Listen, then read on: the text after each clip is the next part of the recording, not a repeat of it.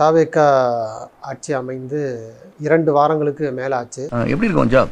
அது ஜாப் இல்ல திருநா, எனக்கு நானே வச்சுக்கிட்ட ஆப்பு. கொலை கொள்ளை. நேற்று கூட கோயம்புத்தூர்ல ஒரு சிறுமி கிணத்துல பிணமாக கிடந்தாங்க. பெண்கள், குழந்தைகள் மற்றும் முதியோர் நலனில் அவர்களின் பாதுகாப்பில் அக்கறை செலுத்துவதே நம் தமிழக வெற்றி கழகத்தின் அடிப்படை நிலைப்பாடுகளில் ஒன்று. இப்பவும் சொல்றேன், உறுதியா சொல்றேன், சத்தியமா சொல்றேன், பெண்கள், பெண் குழந்தைகள், ஆண் குழந்தைகள் பாதுகாப்பு நம் ஆட்சியில நம்பர் 1 இருக்கும். இந்த கண்ணாடியை பார்த்து நீயே காரி துப்பிக்கோ. எத்தனை ஒரு பஞ்சாயத்தடா முடிச்சு வச்சு பாரு, நமக்காக அம்பட்டு பெண்ணும் பிள்ளை குட்டியோட வெயில்ல காத்து கிடக்குறாங்களே. அடிச்சு கொள்றாங்க காதலிய, இந்த மாதிரி பாலியல் துன்புறுத்தல் பல்வேறு விஷயங்கள்ல முதல்வரா எதுக்குமே இப்போ முன்னாள் முதல்வர் வந்து ஏதாவது ட்விட்டர்ல போடுவார், ஏதாவது இவர் அது கூட ரிப்ளை பண்ண மாட்டாரு அப்படின்னு ஒரு கருத்து. இல்ல, அவர் வந்து கடந்து போக பாக்குறாரு. இந்த 10 நாளா நடக்கக்கூடிய சட்ட ஒழுங்கு பிரச்சனைகளுக்கு எல்லாம் பின்னாடி திமுக தான் இருக்கு. எல்லாத்துக்கும் அந்நியா தான் காரணம். ஓட்டன்னு வச்சுக்க, என்னடா அந்நியதான் காரணம், அந்நியதான் காரணம் இருக்க. ஏடா நீ பண்ண தவறுல வாந்தி எடுத்துட்டு இருக்க, அதுக்கு நானே பொறுப்பாக முடியும். அன்னைக்கு அப்படிதான் வந்து சாணியம் மிச்சம் இருக்கேன், அதுக்கு என்னதான் காரணங்கிற. ஏண்டானா அவங்க நொண்ணனுக்கு வந்து கெட்ட பேரை ஏற்படுத்துறதுக்காக திமுக அப்படி ஒரு விஷயம் பண்ணுதான். எங்களுக்கு வேற வேலை இல்ல. இந்த மாதிரி விமர்சனங்கள் வந்து கடந்து போக பாக்குறாரு, தப்பித்து கொள்ள பாக்குறாரு. தட்டுமுட்டா இருக்கு, மெயின் ரோடு எங்கடா இருக்கு ஐயா?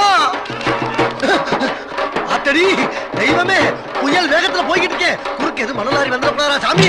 இந்த தாவேக அரசாங்கத்தின் செயல்பாடுகளை நினைத்தால் வெறி வருது சார். அன்னைக்கு நடந்ததுக்கு ஸ்டாலின் தான் பொறுப்புன்னு சொன்ன விஜய் அவர்களே, இன்னைக்கு கோயம்புத்தூர்ல நடந்த சம்பவத்துக்கு நீ தான் பொறுப்பு.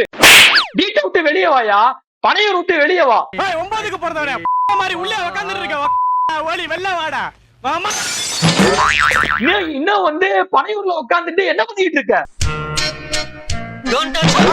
தாவேக அரசாங்கம் வந்ததுல இருந்து ரேப் நடக்குது, கொலை நடக்குது, கொள்ளை நடக்குது, ரவுடிசம் சார்ந்த சண்டைகள் நடக்குது, தாக்குதல்கள் நடக்குது. போதும் லிஸ்ட் பெருசா போய்கிட்டு இருக்கு. வழக்கம் போல சிஎம் விஜய வந்து அவர் ஆட்சிக்கு வராதிருக்கும் பொழுதே சந்திக்க முடியாது, கேள்வி கேட்க முடியாது. பிரஸ் மீட்டை பார்த்தா ஓடுவாரு மோடி மாதிரி. மோடியோட 2.0 தான் விஜய். சரி, விஜய தான் கேட்க முடியலையே அப்படின்னு சொல்லி அந்த தாவேக அரசாங்கத்துல இருக்கக்கூடிய அமைச்சர்கள்ட்ட போய் கேள்வி கேட்கிறாங்க.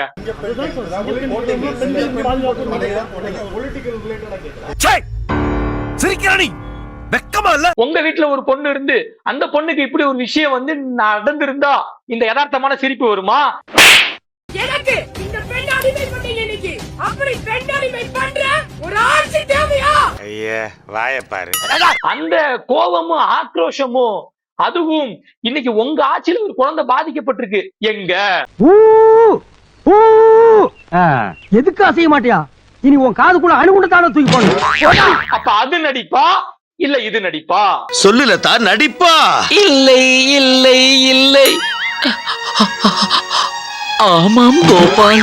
பர்வேஸ்னு ஒரு அமைச்சர், அவர் பார்த்தா போன்ல ரொம்ப இனிமையா பேசுறாரு. என்னப்பா தூக்கிடுவேன், செஞ்சு விட்டுருவேன், வச்சு விட்டுருவேன்.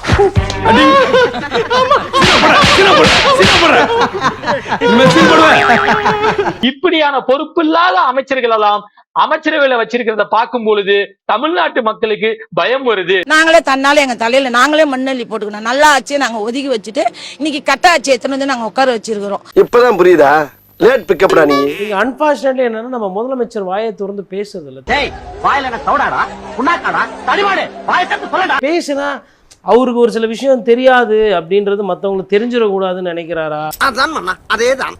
இந்த வந்துங்க குழந்தை சம்பந்தமா வந்து விசாரிக்க போனவரு அங்க என்ன பண்றாருன்னா உட்காந்துட்டு ஓன்னு அடுக்குறாரு. என்னடா அவார்டா கொடுக்குறாங்க, இப்படி ஆக்ட் பண்றீங்க? இதே போன ஆட்சியில கரூர் சம்பவத்துல மிஸ் இவர அன்பில் மகேஷ் பொய்யாமொழி வந்து அங்க போயிட்டு உணர்வு பூர்வமா நின்னு அழுததை வந்து இவனுக்கு எல்லாம் ட்ரோல் பண்ணானுங்க. இன்னைக்கு இவங்களோட அமைச்சர் அங்க போய் உட்காந்துட்டு வந்து என்ன பண்றாரு, கண்ணீர் தான் விடுறாரு. உனக்கு வந்தா ரத்தம், எனக்கு வந்தா தக்காளி சட்னி. ரவுடி எல்லாம் சரண்டர் ஆயிட்டாங்க. ஆமா இல்ல, அதுக்கு என்னப்பா? எங்க ரவுடி எல்லாம் சரண்டர் ஆன மாதிரி, குற்றம் பண்ணவங்க எல்லாம் சரண்டர் ஆன மாதிரி தெரியுது. இவர் வந்த 12 நாள்ல கிட்டத்தட்ட 60-70 கொலை நடந்துச்சு. பெண் பாலியல் பலாத்காரம்லாம் நடந்துக்குது. அதுக்கெல்லாம் ஒரு ஒண்ணுமே சிறப்பு படையில போட்டு எல்லாம் போட்டுக்கிறாரு. பிங்க் வண்டி விட்டு பிங்க் போலீஸ், அதெல்லாம் அப்பத்துல இருந்து தான். இப்ப ஒன்னும் புதுசா அவர் எத்தனை வரல, எல்லாமே பழைய தான். அவர் எத்தனை வந்தது அப்படியே எத்தனை. ஆனா அது அவர்னாச்சும் கொஞ்சம் வேகமா செயல்படாரு, இன்னும் மந்தமா தான் செயல்பட்டுங்கிறாரு. டேய் மெல்ல மெல்ல, ஏன்னா செவருக்கு வலிக்கும். ஏன்டா போட்டன்ற நிலைமைக்கு வந்துருவாங்க. இப்போ ஆல்ரெடி வந்திருக்காங்க, ஜென்சி கிட்ட சொல்ல ஆரம்பிச்சிட்டாங்க. நாட்டு மக்கள் ஒண்ணுமே புரியாம ஓட்ட போட்டு தள்ளிவிட்டாங்க. ஒண்ணும் பண்ண முடியாது. 5 வருஷம் அவ்வளவுதான்.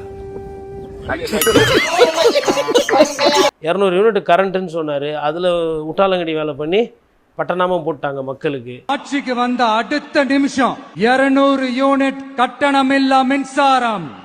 சென்னையில கரண்டே கிடையாது. நான் என்ன சொல்றேன்னா, உங்களோட ஃப்ரீ கரண்ட்டே எங்களுக்கு தேவையில்ல. நாங்க காசு கொடுத்தே கரண்ட் வாங்கிக்கிறோம். எங்களுக்கு கரண்ட்டை மட்டும் ஒழுங்கா விட்டா போதும். தொடர்ந்தோட 3ஆம் நாள் 11 மணிக்கு போகுது, 3 மணிக்கு தான் வருது. ஒன்னும் தெரியல, ஆப்பு கண்ணுக்கு தெரியாதடியோ.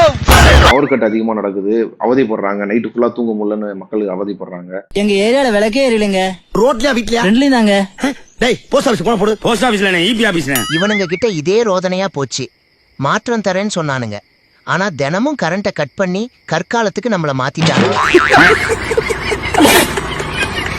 கண்டிப்பாக மின்சார வாரியம் உங்களை எல்லாருக்கும் தெரியும், 20 ஆண்டுகளாக ஒவ்வொரு நாளும் நலிவடைந்து வந்து இன்னைக்கு கிட்டத்தட்ட 2.5 லட்சம் கோடி கடன்ல இருக்கு.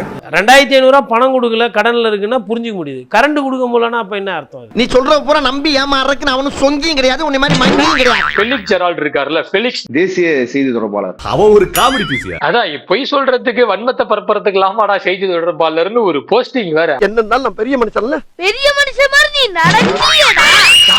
அப்ப இதெல்லாம் பொய் ஃபெலிக்ஸ் வந்து எதற்கு பண்றாருன்னு பார்த்தா ஒரு விஷயம் சொல்றாங்க. என்னமோ வர வந்து ராஜ்யசபா எலெக்ஷன்ல எம்பி சீட் வந்து இங்க கேட்டிருக்காராம் தொகுதிக்கு. ஆசை வேணா இருக்கலாம், ஆனா அதுக்கு முக லட்சணம் வேணும் இல்ல. அதற்காக தான் இப்படி விழுந்து விழுந்து பல்ட்டி அடிச்சு மல்லாக்க அடிச்சு எல்லாம் அவர் வந்து விஜய் கட்சிக்கு வந்து முட்டு கொடுக்கறதா சொல்றாங்க. நீ பழனிக்கே பால் காவடி எடுத்தாலும் திருப்பி மறுபடியும் நீட்டுன்றா அதுன்றா. சார் நீங்க என்ன சார் பண்ண போறீங்கன்னா கடந்து போயிடுவேன் அப்படின்னா என்ன சார் இது? பக்கத்துல அருவா இல்லையா, அவன் அப்படியே வெட்டிடுறேன். உங்களுக்கு பிரச்சனை இல்ல, கடந்து போயிடுவீங்க. யாரோ தானே கஷ்டப்பட போறான். எத்தனை 1000 படைகள் வந்தாலும் எனக்கு என்ன? உனக்கு என்ன? நீ எங்கன்னா ஓடி போய் ஒளிஞ்சுப்ப. முன்னாடி நீ சண்டை போட போறது நாங்க தானே. 2 கோரிக்கை தாங்க. விஜய் சார் உழைக்கணும், மக்களுக்கு நல்லது செய்யணும். இதெல்லாம் நடக்கிற காரியமா? வேலூர்ல இன்னொரு செய்தி என்னன்னா, சூளையில செங்கல் சூளையில போயிட்டு நாங்க தாவேக்கா நிர்வாகி எங்களுக்கு மாசம் 1 லட்சம் ரூபாய் கொடுக்கணும் அப்படின்ற மாதிரி ஒரு காணொளி வருது. பாத்தீங்களா சார், பிராடு பசங்க சார். செங்கல் சூளை உரிமையாளர்களிடம் தாவேகா நிர்வாகி விஜயகுமார் மாமூல் கேட்டு மிரட்டுவதாக புகார் கூறப்பட்டுள்ளது. கண்டுபிடிச்சிருக்கீங்கன்னு நான் முதல்ல சொன்னேனே. இவர்தான் கடையை போறாரு, பாய் கொடுத்தா போகணும்னு சொன்னாரு. எது யார் வீட்டு பணத்தை யாரா பங்கு போடுறது? நான் என்ன கேக்குறேன்னா, ஒரு ஒன்றிய செயலாளருக்கு செங்கல் சூளையில என்ன வேலை? ஒரு சில்லற வேலை இருக்குங்கயா. என்ன வேலை? டிஸ்பிஸ்ங்க. அத நாங்க வர வைக்கிறோம், தட்டி புளிங்கடா. செங்கல் சூளைக்கு உங்க ஒன்றிய செயலர் போனதுனால தான் வீடியோ வருது. நர்ஸா இருந்துட்டு டாக்டர் மாதிரி பிஹேவ் பண்ணிட்டு டாக்டர் வேஷம் போட்டுன்னு போய் பண்ணதுனால தான் வருது. Doctor Mokkasamy, hello. ஏடா கோட்டை எடுத்து மாட்டிக்கிட்டா எதுக்கு இந்த வேலை? இதெல்லாம் எங்களுக்குள்ள ஒரு என்டர்டெயின்மெண்ட்டுங்க. என்டர்டெயின்மெண்டா? கான்ஸ்டபிள், இவனுக்கு எல்லாரையும் கூட்டி போய் ஸ்டார்ட் பண்ணு.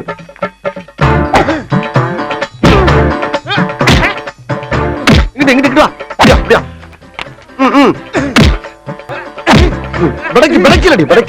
மண்டையில மட்டும் அடிச்சிடாத, குலக்கேசல் உள்ள போயிருவேன்.